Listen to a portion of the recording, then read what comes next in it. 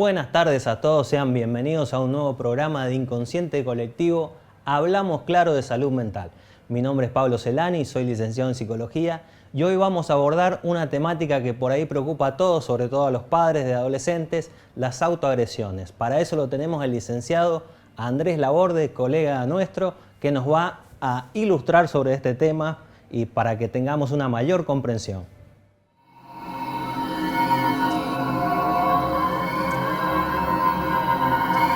Y antes de comenzar con la entrevista, recordad seguirnos en redes, YouTube, Instagram, nuestro podcast de Inconsciente Colectivo y TikTok, que no me tengo que olvidar.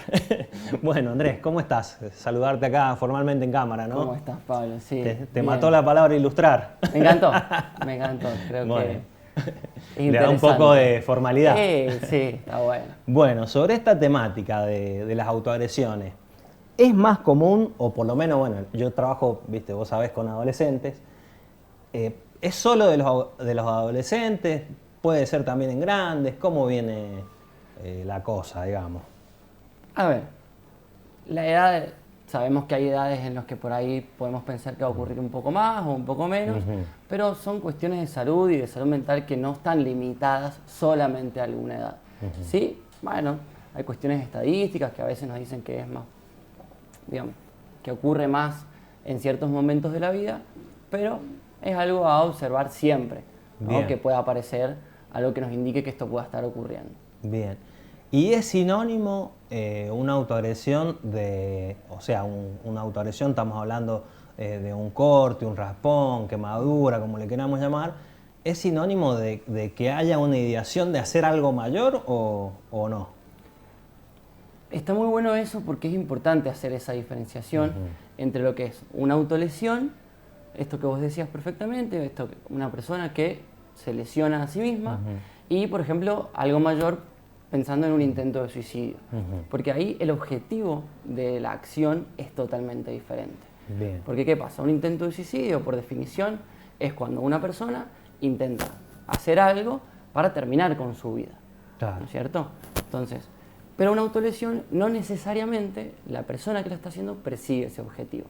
Entonces, está bueno al momento de encontrarnos con este tipo de cosas, bueno, comprender esa diferencia. Claro, determinar en dónde podemos ver la diferencia.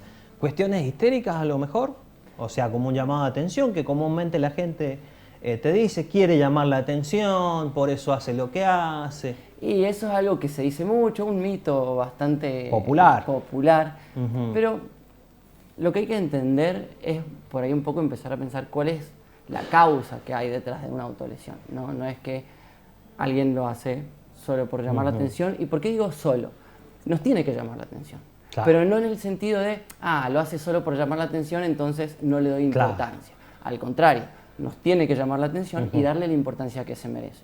Porque si hablamos de autolesiones, estamos hablando que hay una situación de salud mental de fondo que no está funcionando de la manera lo más saludable posible, sino que, bueno, podemos pensar que esta persona está manejando alguna emoción o alguna cuestión, bueno, de una manera que no es saludable. De una manera que no es saludable, perfecto. Muchas veces me comentó una colega la otra vez que los niños que cuando sufren de bullying desencadenan una autoagresión. ¿Podría ser que la autoagresión pase así como al estilo freudiano, de que no pudo salir hacia un otro y se devolvió sobre el yo? Y podemos pensarlo así. A mí me gusta pensarlo de esta manera. Todos tenemos maneras o formas en las que lidiamos con la vida. Sí, ¿no? con Todos el tenemos mundo, el otro, con el la mundo, vida. el otro, las relaciones, las emociones que eso nos genera, la presión que sentimos por una cosa o por otra. Todos tenemos distintas cosas. Sí. Qué sé yo ahora no tengo una lapicera, pero en general yo cuando tengo que hablar y cosas hago así con la lapicera. Hay gente que se come las uñas, hay gente que sale a correr. Todos tenemos distintas maneras. Sí. Tenemos que pensar que hay maneras más saludables y hay maneras menos saludables de procesar lo que sentimos, de manejar las emociones que algo nos genere o lo que fuera. Bueno, en este caso con las autoagresiones estamos hablando de una manera de intentar procesar o manejar o elaborar eso, bueno, que termina siendo de una manera que causa daño. Claro. Y en el ámbito en el que te desenvolves vos, que es bien ligado como a la salud pública, ¿Qué tipo de consultas son más frecuentes? ¿Adolescentes, adultos, de todo, porque es un mundo, o cómo es? Y es algo que en estos últimos años se ve, o por lo menos se visibiliza mucho más en los adolescentes, en la adolescencia. Como, bueno, a veces esto que decimos recién, ¿no? Una manera, dentro de las no saludables, una forma de manejar emociones, de procesar, de alguna manera responder tal vez a una emoción muy, muy intensa que no se puede tolerar o que no se cuenta en ese momento con las herramientas para manejarlo de otra manera y termina apareciendo algún tipo de autolesión. Algún tipo de autolesión. ¿Sinónimo de ideación? Para nada. Estamos hablando de ideación de atentar contra la propia vida, ¿no? Exactamente. Para que la gente entienda. No son sinónimos, sino que son cosas distintas. A veces pueden aparecer en una misma persona, digamos, alguien que tenga tal vez historia de autolesiones o que esta sea una de las maneras en las que viene procesando algunas cosas y que en ese proceso de salud, bueno, evolucione hacia un momento en el que aparezcan estas ideas. Estas ideaciones. Y como cuna de la ideación, vos, ¿qué ves relacionado con eso, con que se desarrolle la ideación? Para mí es fundamental, te comento, el tema tiempo. O sea, cuando una persona está en depresión, no sé, por decirte, viene a consulta después de 3 años de un cuadro. Es como, me parece a mí como un peligro ese tema, el tema tiempo. Sí, el tiempo es uno de los factores, porque tenemos que también pensar que muchas veces cuando una situación se sostiene en el tiempo, supongamos esta situación de esto que decís, un malestar que se sostiene a lo largo del tiempo, corremos el riesgo de que aparezca lo que es la desesperanza. Es la idea que se empieza a construir en esta persona de que esta situación no tiene remedio, que esta situación no va a cambiar. Claro. Entonces, bueno, la desesperanza es uno de los factores de riesgo para la aparición y que tengan cada vez más fuerza las ideas de muerte. Claro. Entre otras cosas, ¿no? ¿Y a qué atribuís, o sea, dentro de un análisis así de cosas que pienses vos, viste, dentro de esto de ser psicólogo, que haya tanto problema de salud mental a nivel global? Porque según lo que se dice es como esto una cuestión global de depresión y demás. ¿Qué te parece a vos como un factor que determine eso? Y creo que vivimos en tiempos complejos. Lo que la pandemia nos dejó va a ir procesándose en el tiempo también. Y después hay muchas de estas cuestiones que están atravesadas por lo social, que están atravesadas por lo grupal, por lo individual. Entonces está bueno que no recortemos la mirada, ¿no? Bien. Creo que tiene que ver con distintas cosas, con distintos aspectos de la forma en la que estamos viviendo hoy. Claro, una interrelación de juegos complejos que hacen que se desencadene esto. Pero dijiste ahí algo importante, la pandemia, por ejemplo. Por ejemplo. Como un punto de inicio que sí, estamos de acuerdo. Incluso nosotros los psicólogos como que pasamos a hacer, yo creo que este programa no sería posible si esto no estaría sobre el tapete ahora, ¿viste? Es probable. Es muy probable. Entonces, la pandemia, ¿qué nos pasó ahí? O sea, porque hay como un contacto más cercano a lo mejor con la idea de muerte. Y movilizó muchas cosas. Esto que vos decís de el contacto mucho más cercano con la muerte o con la vivencia de la muerte de alguien más o una experiencia cercana. Pero también hubo muchas cuestiones a nivel social. Empezamos en ese momento, el otro era un poco el enemigo, el que me podía contagiar, con el que yo no me podía relacionar tanto. Entonces, bueno, hay algunos autores, hay algunas investigaciones que dicen que, bueno, eso ha producido algunos quiebres, digamos, a nivel social en cuanto al lazo social, ¿no? En cuanto a esta manera de relacionarnos entre las personas y que podría haber como, esto que vos decís, parece que marcó un punto, claro, de inflexión, en el que se aceleraron estas cuestiones de distanciamiento tal vez, de compartir menos tiempos. Apareció y tuvo mucha más velocidad el desarrollo del trabajo. Sí, lo virtual. De lo virtual, Claro, del trabajo a distancia. Como dice Ciro, tanta soledad, todos conectados. Un poco así. Claro, sí, es verdad, se empezó a dar eso. Bueno, volviendo sobre el tema de las autoagresiones, un padre de un adolescente, un chico de una edad 12, 13, se encuentra con esto. ¿Qué recomendás vos que haga?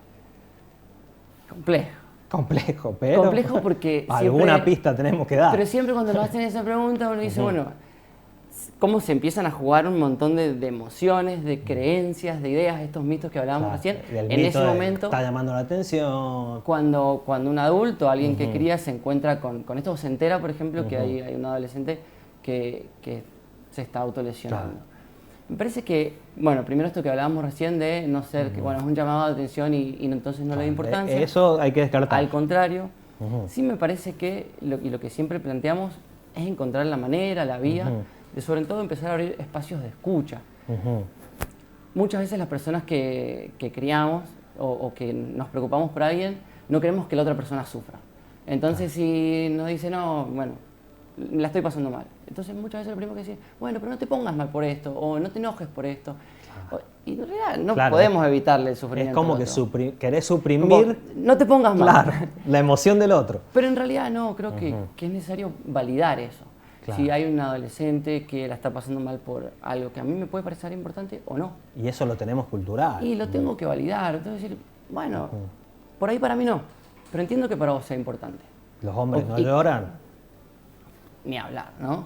Pero esto, no sé, se peleó con los amigos, o con una pareja, o se sacó un 5 en una materia. Claro. Y bueno, no te pongas... Bueno, no sé, capaz que para él, en este contexto, en ese momento, es re importante. Claro. Primero es el fin del mundo eso. Exacto. Entonces hay que poder validar eso. Poder decir, bueno, poder validar que un chico sienta algo, por más que nos parezca banal, el fin del mundo. Exacto.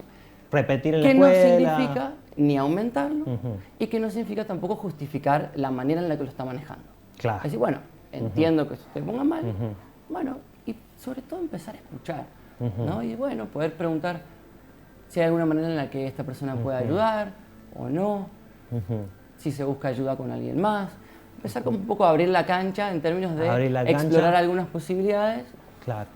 Pero hay que partir desde, bueno, validar, escuchar y empezar a abrir espacios de conversación, sobre todo sin juzgar, ¿no? Ahí dijiste abrir la cancha y se me vino a la cabeza el tema, vos que estás en el tema en salud pública, ¿con qué recursos contamos? Mira. O sea, ¿me puedo ir al hospital? ¿Qué? Sí, siempre está bueno saber, esta escena de la que hablábamos recién era, bueno, si se entera esta persona, ¿no? Pero ¿qué pasa si alguien de repente se encuentra con una situación de riesgo certero para la salud o para la vida de una persona? Bueno, siempre es 911, 107 o las urgencias de los hospitales, porque ahí siempre va a primar la seguridad y el bienestar físico de esta persona, porque estamos hablando de tal vez algún daño para el cuerpo, y después, bueno, poder iniciar algún tratamiento, iniciar la atención. Iniciar un proceso psicológico más profundo más sobre todo esto. Sí. O sea que tendríamos el 107, el 911. Y las urgencias ante una situación de crisis, ante una situación de urgencia. Bien. Después, ya decís, bueno, peligra la vida. En ese momento. Después, cuando nos enteramos de alguna situación y lo podemos empezar a hablar, bueno, es importante saber que se puede acudir a distintos lugares. Podemos acudir a cualquier centro de salud o cualquier profesional que conozcamos ya pensando, ya sea del ámbito público o del ámbito privado, para por lo menos empezar a buscar información, ¿no? Muchas veces, a veces uno dice, bueno, te venís ya el psicólogo conmigo. Bueno, por ahí va a acceder esa persona o por ahí no. Entonces, bueno, está bueno decir, bueno, a ver a quién podemos preguntarle, a quién puedo llamar, me acerco al centro de salud más cercano que tengo cerca de mi casa y pregunto, y entonces empiezo a armar un camino para ayudar a esta persona que está pasando un momento difícil. Está pasando por este momento complicado. O sea que la pauta sería escuchar, arrancar por ahí y después ver qué paso se puede ir dando de acuerdo al ritmo al que va el que estoy escuchando. Para conseguir la ayuda que esa persona necesita. Claro. Y es importante saber que a lo mejor esa persona en primera instancia puede negarse, decir, bueno, no quiero. Bueno, eso no significa que nos tenemos que quedar quietos. No puedo yo ir a buscar ayuda y decir, che, mira, conozco a una persona que está pasando esta situación. ¿Qué puedo hacer? ¿Cómo puedo aportar? ¿Qué idea le puedo dar? ¿Cómo puedo acompañar? Porque acompañar y sostener tampoco es sencillo. Entonces, bueno, a pesar de que tal vez esa persona en ese momento no quiera iniciar un tratamiento, no quiera acudir a una consulta de salud mental, bueno, puede ir gente de su entorno para consultar y, bueno, tener más ideas y más herramientas, sobre todo, de cómo ir acompañando a esta persona en este proceso de salud. Claro, o sea, un seguir y acompañar, pero también guiar. O sea, en última... Y siempre uno puede ir proponiendo, recordando, bueno, mirá, puedes hacer tratamiento acá, te acompaño, bueno, distintas cuestiones para que esa persona consiga o inicie el tratamiento que necesita para acompañar ese O sea momento. que en primera instancia no sería algo como para perder la cabeza si esto sucede. O sea... Perder la cabeza nunca nos termina... Y mira, no es buen consejero. No es buen consejero, pero me ha pasado de todo. En gabinetes encontrarme con que hace un año que dice que esto que lo va a hacer y llama la atención de esa manera. O sea, con padres que me digan esto, como diciendo, está llamando la atención y hace, mirá lo que hace. Claro. O sea, como invalidado completamente el chico. Y también me ha tocado el padre que viene como sacado porque no puede ser lo que está pasando. Bueno, enseguida seguimos con la charla que me quedé enganchado. Ahora vamos a una pausa, vamos a una tanda, ya volvemos con Inconsciente Colectivo, hablamos claro de salud mental.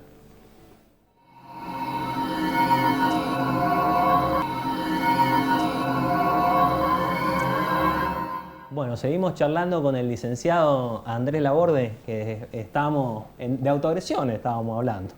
De eso y un poco más. Se ha perdido en la tanta el licenciado. Sí. Bueno, te decía recién que, o sea, hablamos bueno, de las diferentes intervenciones.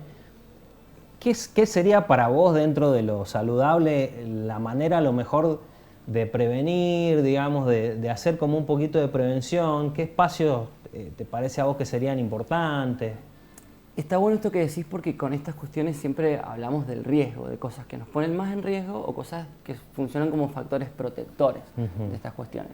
Entonces, bueno, como factores protectores sabemos que los vínculos, sobre todo los vínculos saludables, ya sea con familia, amigos, parte de la comunidad, digamos, pertenecer a un club, hacer un deporte, hacer alguna actividad recreativa. Claro, bueno, suelen funcionar como buenos factores protectores, es como una especie de red que se va... Los espacios de integración. Exactamente. De los chicos. Y de alguna manera es la red social que vamos armando que nos sostiene en estos distintos momentos de la vida, o nos ayuda a sostenernos. Sí, adolescentes, la verdad que muy particularmente te allegas al deporte y ya tenés el fin de semana que jugar, y en el deporte, bueno, todos se cuidan porque tienen que rendir, y entonces estás más como metido en un ambiente más sano. Y sobre todo porque eso nos va enganchando con estas cosas más saludables de la vida, pero también porque va generando experiencias que desarrollan la tolerancia a la frustración, que hacen que vos tengas otro con el que te acompañas cuando algo no salió bien, o alguien que te escucha cuando te pasó algo. Entonces, bueno, son esas las cosas que también de maneras más saludables van ayudando también a procesar lo que sentimos, lo que nos pasa. Tenés un buen grupo de pertenencia, podés acudir a él, estás mal, es como que sale por ahí, a lo mejor, y canalizás. Es uno de los grandes factores protectores que tenemos todos. Claro, fundamental canalizar. Sí, no, la verdad que es muy importante el deporte. El deporte, o por ahí hay mucha gente que tal vez si no le gusta la actividad física, bueno, alguna actividad recreativa, algo que les interese, con lo que se conecten y que, bueno, de paso ayude a pertenecer a distintos espacios o grupos sociales que ayudan. Sí, siempre tienen como un desarrollo así abrupto en la adolescencia, todos estos espacios. Las tribus urbanas, bueno, y todas las cosas que se dan. Sí. Eso delata nuestra edad. Claro. Bueno, las tribus urbanas eran nuestra edad, ahora los terian, bueno, todo esto son espacios de pertenencia, ¿no? Lugares a donde fuga la identidad por un tiempo transitorio. Pero bueno, en nuestro momento eran los Rolinga y todo lo demás, ¿no? Todo eso. Y bueno, y en cuanto, ahí hablamos de prevención. Después tenemos atención secundaria, que sería, bueno, ya concretar una consulta, un psicólogo, un psiquiatra además. Y terciaria, cuando ya estamos como ante el intento consumado, ¿qué vendría a ser como lo recomendable? O sea, como decir, ante una urgencia, al hospital. Exactamente, antes esto que decíamos recién.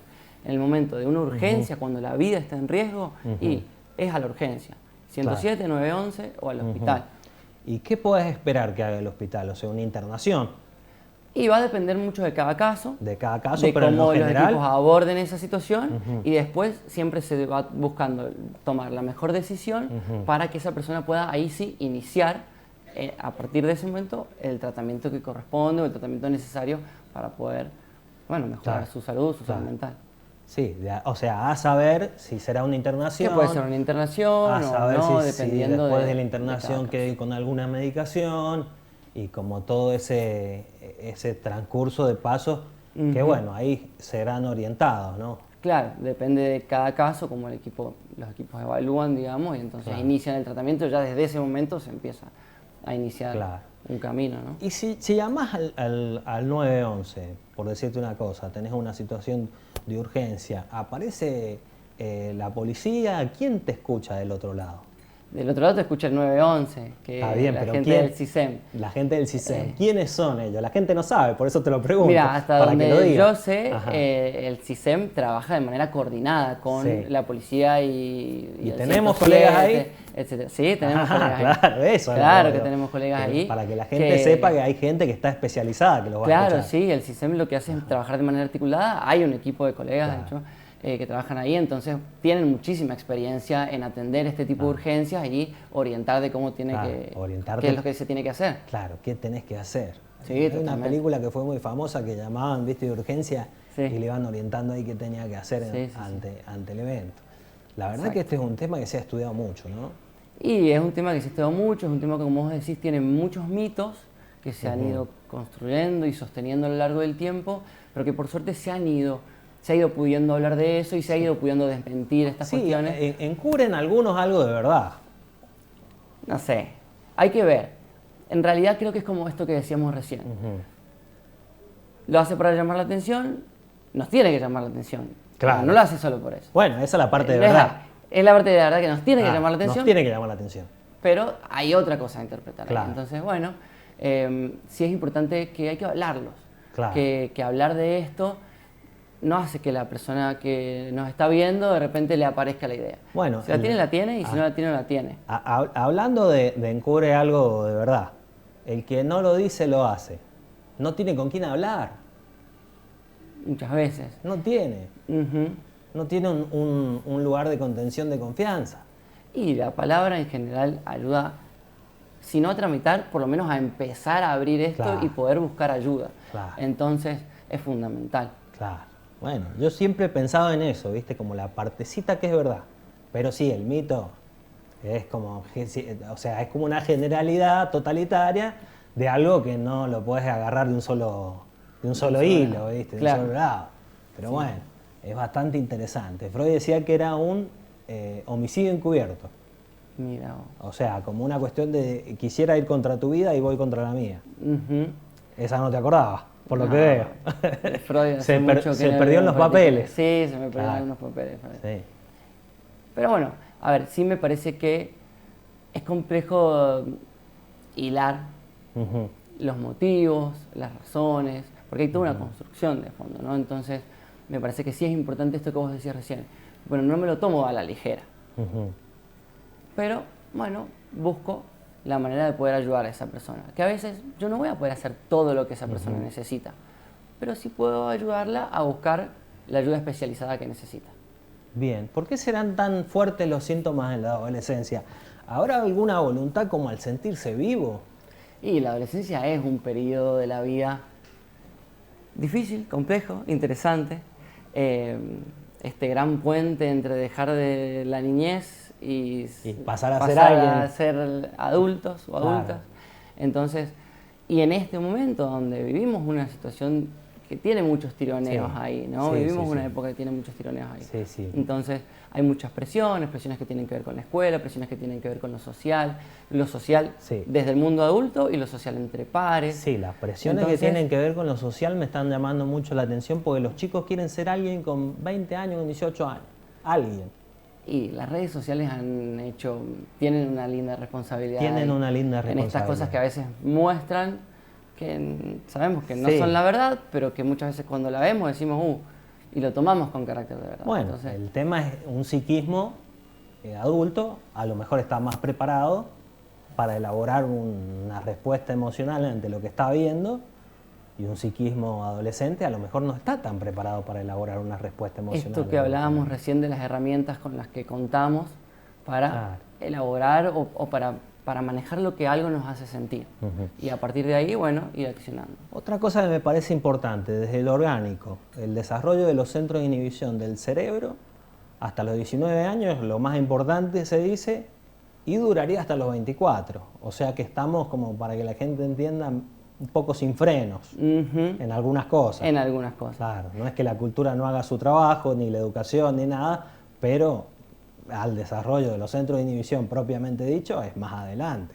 Claro, No a es eso a nos los 15. referimos cuando hablamos de complejidad. Son múltiples cosas, por decirlo, Claro. digamos, de manera más sencilla, que vienen desde distintos lugares, desde Claro. la cultura, desde la familia, desde lo individual, desde lo biológico, que están Sí. confluyendo ahí. Bueno, Sí, a mí me gusta hacer el foco sobre el reduccionismo, aunque sé que es un error, pero me gusta como decir, bueno, este factor pesa más ahora. sí, O sea, claramente que todos los factores tienen O sea, su lugar sí. y está bueno tratar de no olvidar ninguno. Claro, pero bueno, el factor redes, el factor presión social, mamita, Están hoy por hoy con fuerte, muchísimo peso. fuerte, Sí, sí, sí, muy fuerte. Y bueno, y esto que te digo yo, el orgánico, también. también. Bueno, esto que hablábamos hace un rato, por ahí alguien más grande, el lugar o la importancia que le va a dar a la red social tal vez no es tanta, le decir, bueno, pero no te enojes por eso.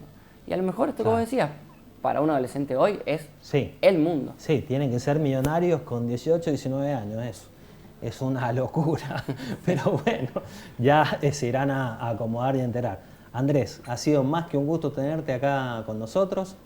Un placer. Verdad, ha estado muy interesante charlar con vos. Muchas gracias. Bueno, queridos, esto fue todo.